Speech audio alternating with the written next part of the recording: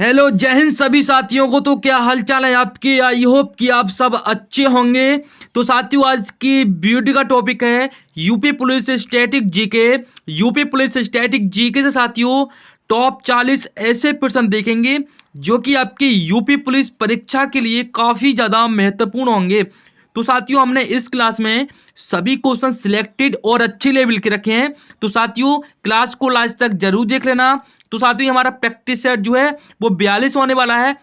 अगर आपको बाकी के प्रैक्टिस सेट देखने हैं तो हमारे चैनल पर एक खाकी वर्दी नाम से प्लेलिस्ट बनी हुई है साथियों, वहां पर जाइए। आपको सभी प्रैक्टिस सेट साथियों एक साइड से मिल जाएंगे, तो जाके उनको जरूर पढ़ लेना। आपकी साथियों तैयारी में चार चांद लगा देंगे। तो साथियों ये वाली क्लास को लास्ट तक जरूर देख लेना। टॉप 40 प्रश्न होने वाले हैं और साथियों आप टॉप 40 क्वेश्चनों का इस क्लास में मॉक टेस्ट लगाना कि आपने इस क्लास में से कितने क्वेश्चनों का आंसर बिल्कुल सही दिया है। तो देखते हैं साथियों आज की क्लास में आपका कितना स्कोर रहता है। तो चलिए साथियों आज की क्लास को स्टार्ट करते हैं फर्स्ट क्वेश्चन के साथ।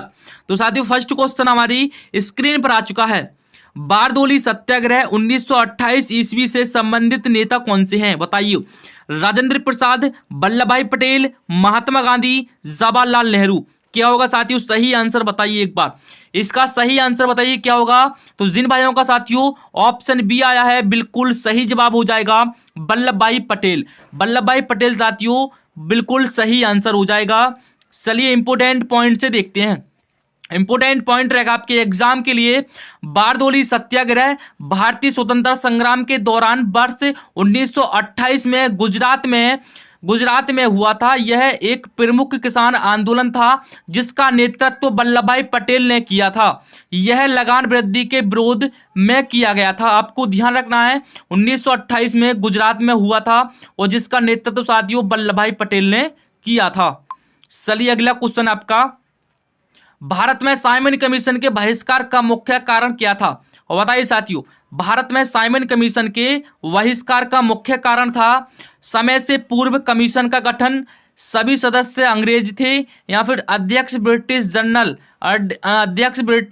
लिबरल पार्टी का था, या फिर डी गांधी जी का सवर्ण अवज्ञा आंदोलन। बताइए साथियों क्या होगा सही आंसर।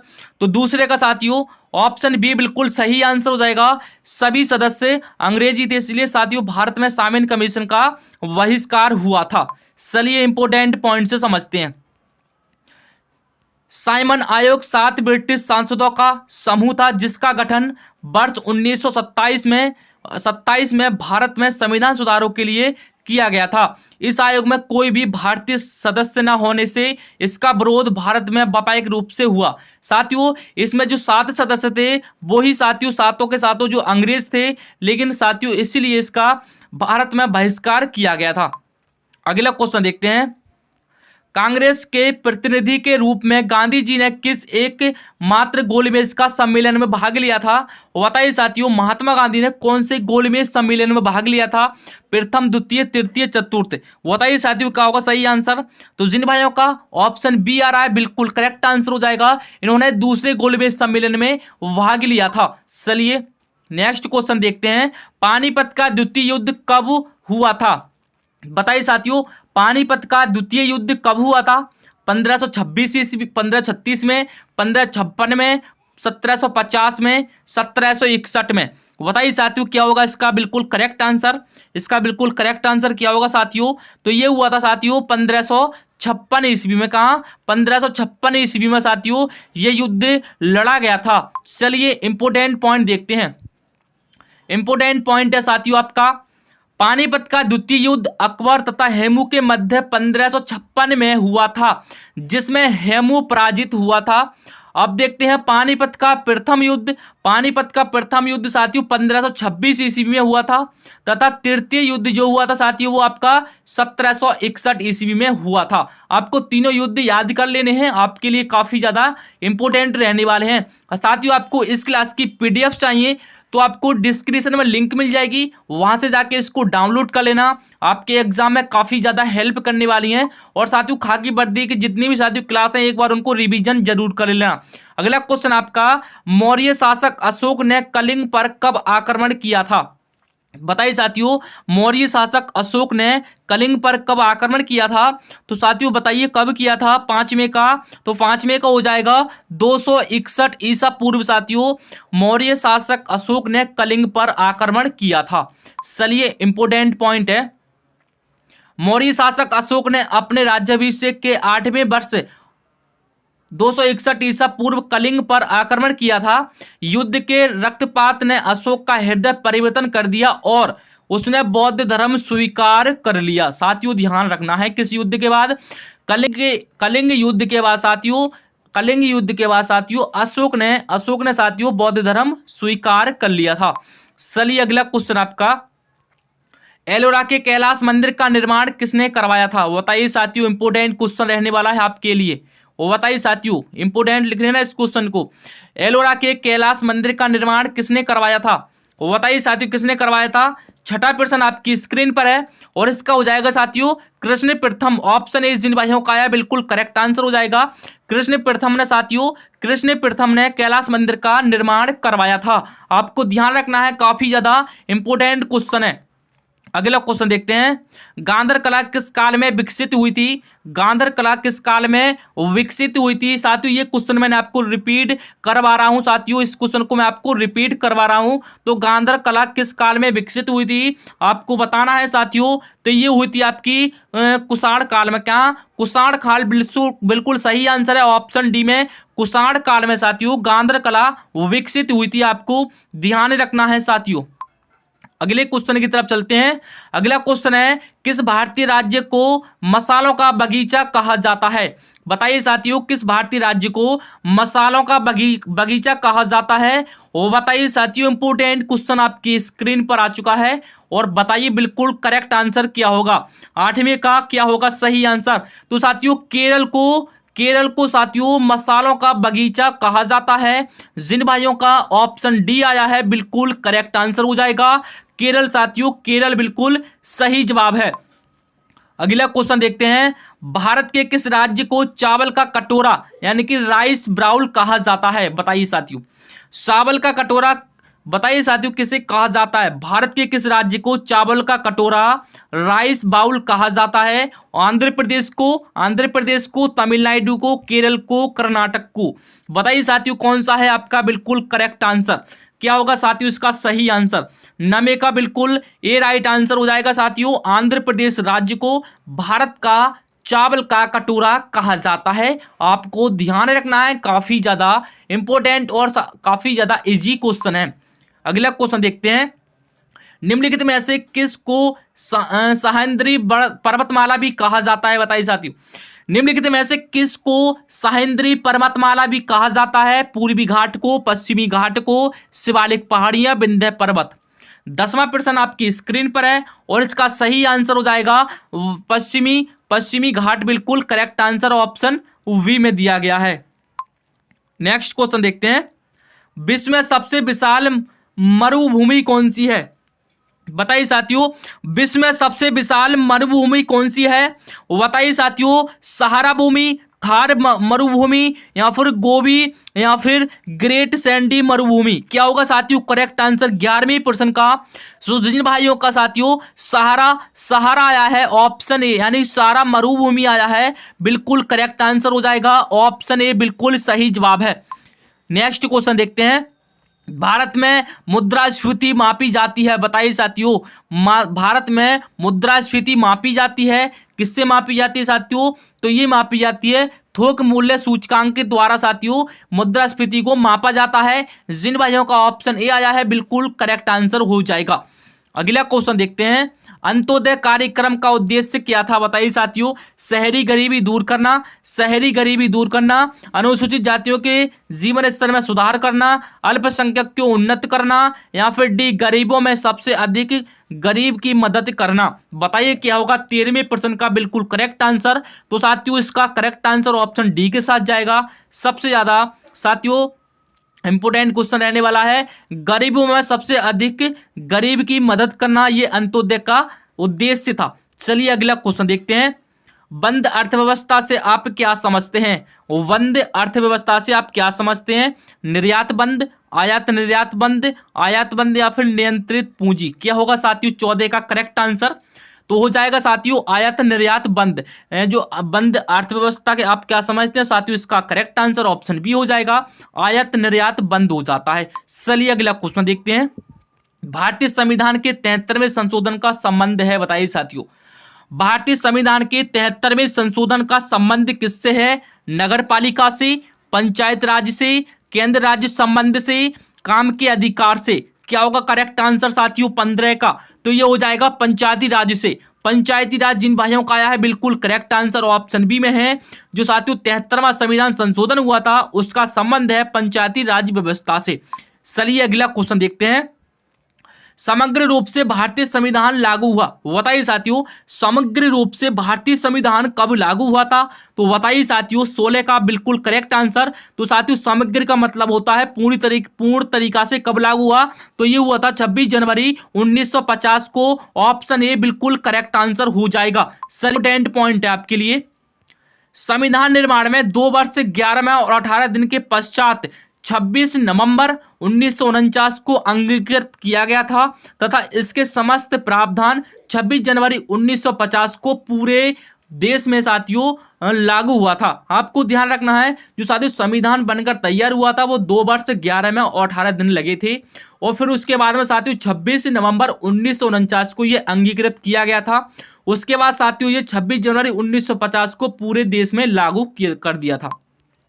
अगला क्वेश्चन देखते हैं। अगला क्वेश्चन आपके लिए, भारत का प्रधानमंत्री बनने के लिए अपेक्षित न्यूनतम आयु कितनी होनी चाहिए? बताइए साथियों 18 वर्ष, 21 वर्ष, 25 वर्ष, 35 वर्ष? तो 17 का बिल्कुल सही जवाब हो जाएगा साथियों। 17 का जिन भाइयों का 25 वर्ष आया है बिल्कुल करेक्ट आंसर हो जाएगा। ऑप्शन सी बिल्कुल सही आंसर है। नेक्स्ट क्वेश्चन की तरफ देखते हैं। उपन्यास देवदास का लेखक कौन है? उपन्यास देवदास का लेखक कौन है साथियों? देवदास ये तो साथियों आपका पढ़ा हुआ मिल गया क्वेश्चन, आपका पढ़ा हुआ क्वेश्चन है साथियों। बताइए क्या होगा सही आंसर? देवदास का लेखक कौन है साथियों? देवदास का लेखक कौन है साथियों? तो आपको पता है शरद चंद्र चट्टोपाध्याय साथियों बिल्कुल करेक्ट आंसर हो जाएगा। ऑप्शन सी जिन भाइयों का आया है बिल्कुल करेक्ट आंसर है।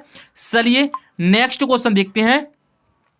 हाइड्रोजन बम आधारित है, बताइए साथियों हाइड्रोजन बम आधारित है नाभिकीय संलयन पर, नाभिकीय विखंडन पर, रेडियो एक्टिव विघटन पर या फिर डी उपयुक्त तो सभी पर? तो 19 का साथियों जिन भाइयों का डी आ रहा है बिल्कुल गलत आंसर आ रहा है, इसलिए इसका सही आंसर ऑप्शन ए होगा।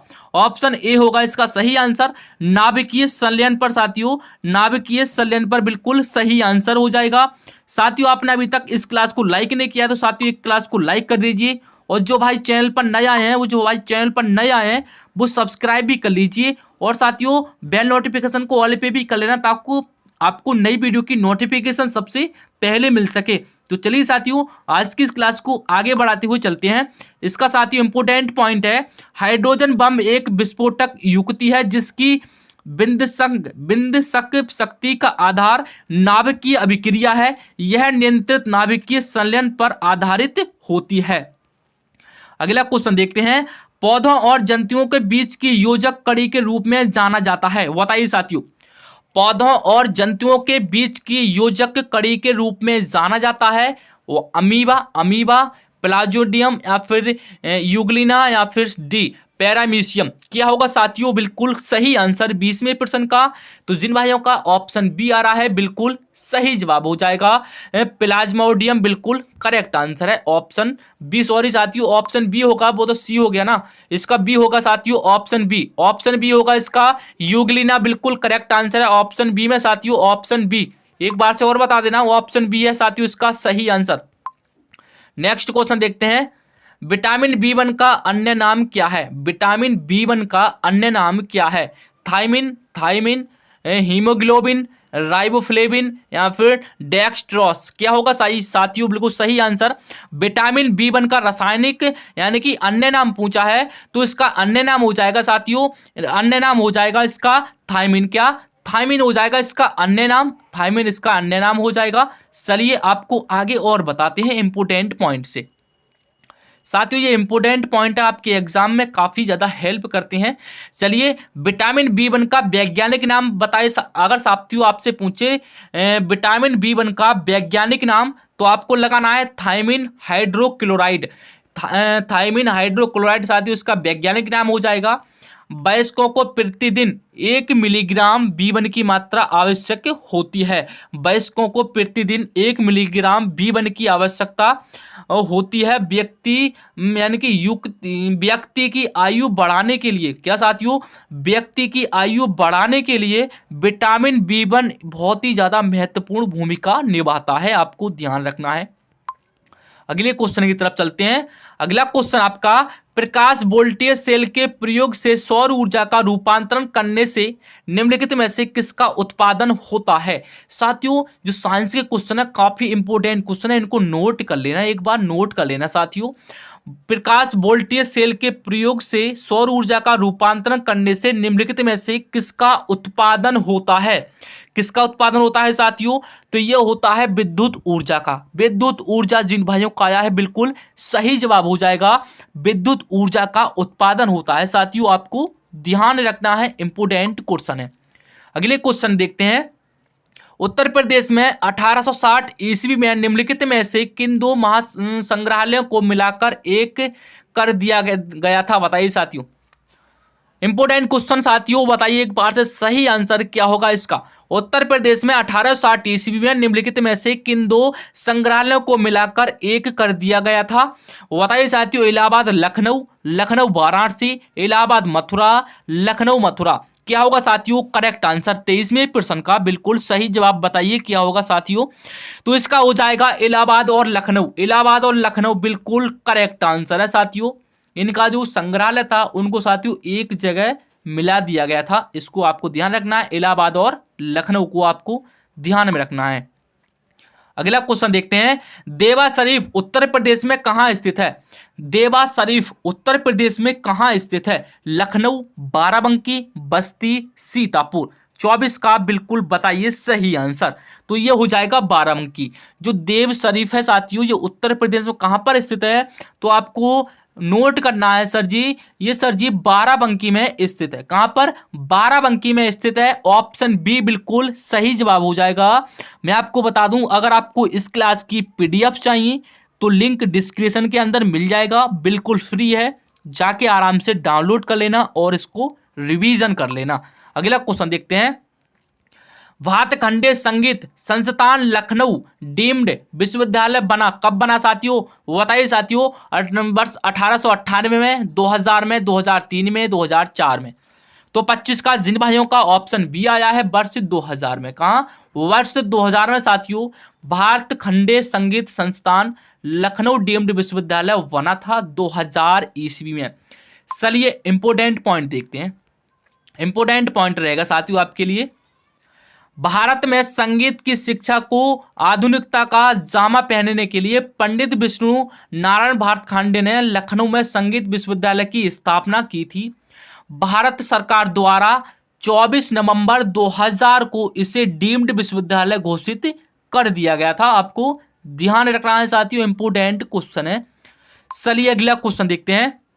उत्तर प्रदेश में विविध शोध संस्थान निम्न में से कौन सा शोध संस्थान आगरा में स्थित है, बताइए साथियों। कौन सा है आगरा में, बताइए आगरा में कौन सा हो जाएगा। तो इसमें हो जाएगा साथियों area delivery research and defence institute. साथियों ये आपका आगरा में हो जाएगा। 26 का सी बिल्कुल करेक्ट आंसर है। चलिए साथियों और जानते हैं इन विकल्पों के बारे में कि ये वाले आपके कहाँ कहाँ हैं। चलिए अगला है आपका, पहला ऑप्शन था आपका डिफेंस रिसर्च लेबोरेटरी कहां पर है, तो आपको ध्यान रखना है साथियों ये कानपुर में स्थित है, यानी कि तेजपुर के कानपुर में स्थित है। आपसे पूछे साथियों सेंट्रल बिल्डिंग रिसर्च इंस्टीट्यूट कहां पर है, तो आपको ध्यान रखना है सर जी ये रुड़की उत्तराखंड में स्थित है। अगर आपको रुड़की नहीं दिया उत्तराखंड दे दिया तब भी आपको साथियों उत्तराखंड ही लगाना है, और रुड़की दे दिया उत्तराखंड नहीं दिया तो आपको रुड़की लगाना है। अगला है आपका सेंट्रल ड्रग रिसर्च इंस्टीट्यूट, कहां पर स्थित है? तो साथियों ये लखनऊ उत्तर प्रदेश में स्थित है, आपको ध्यान रखना है। और अगला है आपका area delivery research and defence institute, कहां पर है? तो साथियों ये आपका आगरा में स्थित है। साथियों चारों ऑप्शन के मैंने आपको चारों ऑप्शन के साथियों जो भी आपके इंस्टीट्यूट थे वो सभी आपको बता दी कहाँ है और किस राज्य में है। साथियों आपको इनको नोट कर लेना। चलिए अगला क्वेश्चन देखते हैं। एक्स रंग रूट चुना जाता है, एक्स रंग रूट चुना जाता है कांस्टेबलों में से, हेड कांस्टेबलों में से, उप निरीक्षकों में से, या फिर डी उपयुक्त सभी में से। तो 27 का क्या आया है साथियों? बिल्कुल करेक्ट आंसर क्या है 27 का? तो ये हो जाएगा कांस्टेबलों में से साथियों एक्स रंग रूट चुना जाता है, आपको ध्यान रखना है। Option A is the correct answer.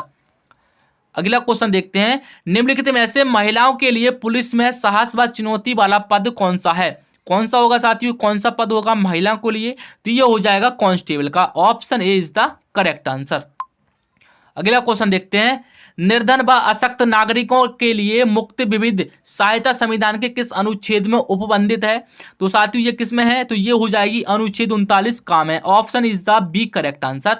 B बिल्कुल सही जवाब हो जाएगा। अनुच्छेद 39 का में साथियों निर्धन व अशक्त महिलाओं नागरिकों के लिए मुक्ति विविध सहायता के लिए संविधान के अनुच्छेद 39 का में साथियों इनका उपबंध किया गया है। ऑप्शन बी इंपोर्टेंट पॉइंट आपके लिए। अनुच्छेद 39 का के अनुसार समान न्याय और कमजोर वर्गों के लिए निःशुल्क कानूनी सहायता देने की व्यवस्था की बात की गई है। यह राज्य के नीति निर्देशक तत्वों का एक महत्वपूर्ण प्रावधान भी है, आपको ध्यान रखना है अनुच्छेद का। अगला क्वेश्चन देखते हैं। 4 अक्टूबर को मनाया जाता है, 4 अक्टूबर को कौन सा दिवस मनाया जाता है? आपसे ये पूछा है, बताइए साथियों। विश्व जनसंख्या दिवस, विश्व जनसंख्या दिवस, विश्व साक्षरता दिवस, यहाँ पर विश्व स्वास्थ्य दिवस, यहाँ पर डी विश्व पशु कल्याण दिवस। 4 अक्टूबर को पूछा है आपको कौन सा दिवस मनाया जाता है? तो 4 अक्टूबर को आपका मनाया जाता है विश्व पशु कल्याण दिवस। क्या? विश्व पशु कल्याण दिवस साथियों आपका 4 अक्टूबर को मनाया जाता है। 30 का ऑप्शन डी बिल्कुल सही जवाब। अगला क्वेश्चन देखते हैं। जैविकीय संदूषक के अंतर्गत आते हैं, बताइए साथियों। जैविकीय संदूषक के अंतर्गत आते हैं, बताइए साथियों कौन आते हैं आपके? जंतुओं का मलमूत्र, हानिकारक सूक्ष्मजीव, मानव का मूल मंत्र, या फिर उपयुक्त सभी। तो जिन भाइयों का साथियों ऑप्शन डी आया है बिल्कुल सही जवाब हो जाएगा, बिल्कुल सही जवाब हो जाएगा। उपयुक्त सभी साथियों जैविकीय संदूषक के अंतर्गत आते हैं, आपको ध्यान रखना है। अगला क्वेश्चन आपका। अंतरराष्ट्रीय श्रम संगठन का मुख्यालय कहाँ है? बताइए साथियों अंतरराष्ट्रीय श्रम संगठन का मुख्यालय कहाँ है? आपको इन सभी जो मुख्यालय हैं साथियों इन सभी को नोट करते जाना। मैं आपको हर एक प्रैक्टिस सेट में 1 से 2 मुख्यालय आपको जरूर करवाता हूं, तो उनको ना एक साइड में नोट करते जाना ताकि आपको बाद में रिवीजन करने में थोड़ा आसानी हो जाए। एक तरफ होंगे लिखे हुए तो आराम से आप उनको याद कर सकते हैं। चलिए अगला है आपका, बताइए इसका सही आंसर क्या है? अंतरराष्ट्रीय श्रम संगठन का मुख्यालय कहाँ है साथियों? तो ये हो जाएगा आपका जिनेवा में। कहाँ पर? जिनेवा कहाँ पर है साथियों? स्विट्जरलैंड। कहाँ पर है? जिनेवा स्विट्जरलैंड में। चलिए इंपोर्टेंट पॉइंट आपके लिए। अंतरराष्ट्रीय श्रम संघ अंतरराष्ट्रीय आधारों पर मजदूर व श्रमिकों के हित की रक्षा के लिए नियम बनाता है। वर्ष 1969 में इसे विश्व शांति का नोबेल पुरस्कार दिया गया। इसका मुख्यालय स्विट्जरलैंड के जिनेवा में स्थित है। आपको ध्यान रखना है साथियों, इसको ध्यान रखना है आपको। अंतरराष्ट्रीय श्रम संघ का जो पुरस्कार दिया गया था, विश्व शांति नोबेल पुरस्कार दिया गया था साथियों, तो ये दिया गया था आपका 1969 ईस्वी में, आपको ध्यान रखना है। और साथियों ये कहां पर स्थित है, कहां है इसका मुख्यालय? तो आपको ध्यान रखना है स्विट्जरलैंड के जिनेवा में स्थित है। अगला क्वेश्चन आपका। हैकिंग फिशिंग किस प्रकार के अपराध हैं? बताइए हैकिंग फिशिंग किस प्रकार के अपराध हैं? बाल अपराध, साइबर अपराध, गौड़ अपराध। तो साथियों किस में आते हैं ये? 33 के किस में आते हैं? ये साइबर अपराध में आते हैं, साइबर अपराध में आते हैं साथियों। किसी चीज को हैक करना और फिशिंग करना साथियों ये अपराध है, ये आपके साइबर अपराध के अंतर्गत आते हैं। चलिए अगला क्वेश्चन है। भारत का एकमात्र राज्य जहां जीएसटी लागू नहीं है, बताइए साथियों भारत का एकमात्र राज्य जहां जीएसटी लागू नहीं है। मध्य प्रदेश, उत्तर प्रदेश, बिहार, कहाँ हो जाएगा बिल्कुल करेक्ट आंसर आपका? जीएसटी लागू नहीं है। कहाँ पर नहीं है साथियों? तो कहाँ पर नहीं है? तो इनमें साथियों ऑप्शन ही नहीं है। क्या? इनमें ऑप्शन ही नहीं है। इनमें से कोई नहीं क्या हो जाएगा? इनमें से कोई नहीं हो जाएगा, क्योंकि यहाँ तो सभी में जीएसटी लागू है। यहाँ तो सभी राज्यों में जीएसटी लागू है, लेकिन जो ऑप्शन इन्होंने जो क्वेश्चन पूछा है साथियों, उसका ऑप्शन ही नहीं है इसमें। तो इसलिए इसका सही आंसर ऑप्शन डी के साथ जाएगा, इनमें से कोई नहीं। चलिए इंपोर्टेंट पॉइंट आपके लिए, 1 जुलाई 2017 से देश के प्राय समस्त राज्यों में जम्मू कश्मीर को छोड़कर जीएसटी लागू किया गया। कुछ समय पश्चात 6 जुलाई को जम्मू कश्मीर विधानसभा ने भी इसे पारित करके लागू कर दिया। अब समस्त राज्य में जीएसटी लागू है। अब सभी राज्यों में साथियों अब जीएसटी लागू है, लेकिन जब साथियों जीएसटी साथियों जब लागू हुई थी उस सिंपल ये साथियों सभी राज्यों में लागू हुई थी, लेकिन जम्मू कश्मीर को छोड़कर साथियों सभी राज्यों में लागू हुई थी। लेकिन उसके कुछ दिन पश्चात यानी कि 6 जुलाई को साथियों 6 जुलाई को भी जम्मू कश्मीर विधानसभा ने अपने स्टेट में साथियों इस जीएसटी को लागू कर दिया। अब साथियों ये पूरे भारत में लागू है, आपको ध्यान रखना है। अगला क्वेश्चन देखते हैं, जनवरी 2023 में उत्तर प्रदेश राज्य सरकार द्वारा राज्य के सभी कस्तूरबा गांधी बालिका विद्यालयों में लड़कियों की सुरक्षा हेतु किस कार्यक्रम की शुरुआत की है? किस कार्यक्रम की शुरुआत की है बताइए साथियों एक बार से इसका सही आंसर। 35 का बिल्कुल करेक्ट आंसर बताइए क्या होगा? 35 का बिल्कुल सही जवाब क्या होगा साथियों? तो 35 का ए बिल्कुल सही जवाब हो जाएगा। 35 का ए बिल्कुल सही जवाब हो जाएगा। आरोही पहल प्रशिक्षण कार्यक्रम साथियों इसकी इन्होंने शुरुआत की थी कस्तूरबा गांधी बालिका विद्यालयों में लड़कियों की सुरक्षा के लिए साथियों इस योजना को शुरू किया गया था। आपको ध्यान रखना है जनवरी 2023 में इस योजना को चालू किया गया था। चलिए अगला क्वेश्चन देखते हैं, मुख्य सोशल नेटवर्किंग वेबसाइट लिंक्डइन किस वर्ष स्थापित हुई थी? बताइए साथियों जो लिंक्डइन वेबसाइट है साथियों किस वर्ष स्थापित हुई थी? बताइए 1990, 2010, 2002, 2008। तो जिन भाइयों का 2002 आया है बिल्कुल सही जवाब हो जाएगा। 2002 में साथियों मुख्य सोशल नेटवर्किंग वेबसाइट लिंक्डइन 2002 में स्थापित हुई थी। आपको ध्यान रखना है, काफी इंपोर्टेंट क्वेश्चन रहने वाला है। अगला क्वेश्चन आपका, मार्च 2023 में किस केंद्रीय मंत्रालय ने भारत में महिला और पुरुष 2022 रिपोर्ट जारी की? बताइए साथियों क्या होगा सही आंसर? कौन से मंत्रालय ने साथियों महिला और पुरुष 2022 रिपोर्ट जारी की थी 2023 में? बताइए 37 का बिल्कुल करेक्ट आंसर क्या होगा? तो 37 का साथियों हो जाएगा सांख्यिकी और कार्यक्रम कार्यान्वयन मंत्रालय साथियों मार्च 2023 में महिला और पुरुष 2022 की रिपोर्ट जारी की थी सांख्यिकी और कार्यक्रम कार्यान्वयन मंत्रालय ने। चलिए नेक्स्ट क्वेश्चन देखते हैं, 23 मार्च 2023 को किस भारतीय महिला हॉकी खिलाड़ी को एशियन हॉकी फेडरेशन का एथलीट एम्बेसडर नियुक्त किया गया? बताइए साथियों कौन सी थी साथियों हॉकी फेडरेशन का एथलीट एम्बेसडर नियुक्त किया गया? रानी रामपाल, सलीमा टेटे, वंदना कटारिया, सविता पुनिया। क्या होगा करेक्ट आंसर साथियों 38 का? तो जिन भाइयों का 38 का साथियों ऑप्शन बी आ रहा है बिल्कुल करेक्ट आंसर हो जाएगा सलीमा टेटे बिल्कुल सही आंसर है। अगला क्वेश्चन आपके लिए, उत्तर प्रदेश में लोकगीतों की काफी प्राचीन परंपरा रही है, बताइए ढोला लोकगीत निम्नलिखित में से कहां प्रचलित है? देखो साथियों उत्तर प्रदेश में लोकगीतों की काफी प्राचीन परंपरा रही है। बताइए साथियों ढोला जो लोकगीत है साथियों ये कहां पर प्रचलित है? ऑप्शन आपको नीचे दिए गए हैं, आगरा मेरठ, सहारनपुर बलिया, इलाहाबाद कानपुर, गोरखपुर जौनपुर। तो क्या होगा साथियों सही आंसर? तो इसका हो जाएगा आगरा और मेरठ। कहाँ? आगरा और मेरठ बिल्कुल करेक्ट आंसर है, आगरा और मेरठ। ये साथियों जो ढोला लोकगीत है ना साथियों ढोला लोकगीत है ये आगरा और मेरठ में सबसे ज्यादा प्रचलित है। ऑप्शन ए बिल्कुल सही जवाब हो जाएगा। अगला क्वेश्चन देखते हैं।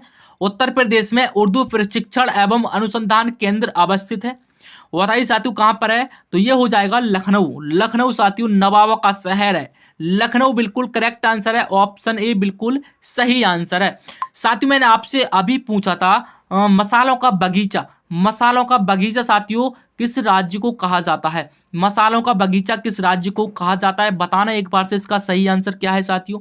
तो मसालों का बगीचा किस राज्य को कहा जाता है, तो साथियों ये कहा जाता है आपका, ये कहा जाता है केरल को। कहाँ? केरल राज्य को साथियों, केरल को साथियों मसालों का बगीचा कहा जाता है। आपको मैंने अभी ये क्वेश्चन बताया था लेकिन आप भूल गए, पता नहीं कैसे। चलिए साथियों आज की इस क्लास में आपने 40 क्वेश्चनों का मॉक टेस्ट लगाया। अब आप 40 में से कितने क्वेश्चनों का आंसर बिल्कुल सही दिया है इसका साथियों सजेशन कमेंट के अंदर जरूर लिख देना, ताकि साथियों हमें पता चल सके कि आपने इस क्लास में कितने क्वेश्चनों का बिल्कुल सही जवाब दिया है। फिर हम उसी तरीके से साथियों आपके प्रैक्टिस सेट को और अच्छा और अच्छा और अच्छा करते जाएंगे। तो एक बार से आप बता देना कि आपने इस क्लास में से कितने क्वेश्चनों का बिल्कुल सही जवाब दिया है। बाकी साथियों आपको आज की क्लास कैसी लगी ये इसका भी साथियों फीडबैक कमेंट के अंदर जरूर दे देना। और साथियों आपने अभी तक खाकी वर्दी प्लेलिस्ट को नहीं देखा है साथियों, उसको जाके जरूर देख लेना। आज तक उसमें साथियों 42 प्रैक्टिस सेट आपके जीके जीएस के पढ़ सकते हैं। लगा लो साथियों 42 प्रैक्टिस सेट आपके पढ़ चुके हैं, तो साथियों लगा सकते हो आप कि आपके उसमें से कितने नंबर बिल्कुल पक्के होने वाले हैं। तो जाके उनको जरूर देख लेना। 42 यानी 42 साथियों बहुत बड़ा नंबर होता है 42 प्रैक्टिस सेट डालना।